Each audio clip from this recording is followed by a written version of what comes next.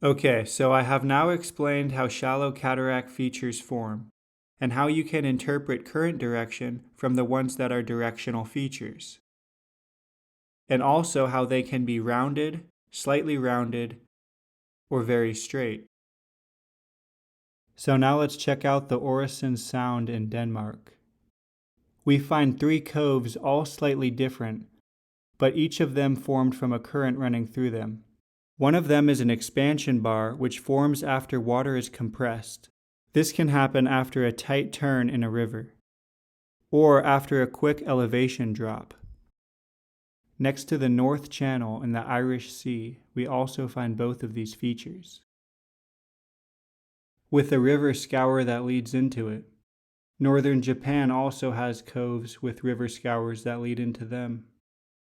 And there are channel banks that help us see the outline of the river. Now in Mexico, we see a massive example of this, where these 2 channels together are 30 miles wide. And when we zoom in, we find that there are streamlined mounds in this valley. This validates the theory of there being an offshore current. We can trace this backwards and see how it leads us into focused river ruts, which are severely scoured. The island of Zanzibar has a really nice shallow double cataract formation with very straight scarp edges, and has streamlined islands in the channel.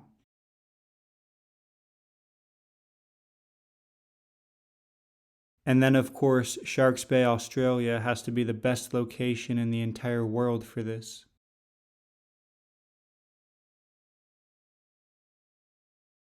Its channel is over 55 miles wide. And there's a smaller channel that cuts across it 10 miles wide, next to a scoured ripple pattern nearly a mile in wavelength. France has got one too that is also very large. Here you can see a clean and distinct scarp edge that is interrupted by the river channel. And then of course Greece, which is covered in impressive coastline features. And here we can see a river channel that ran along and then went offshore. This is a bank made later by that current.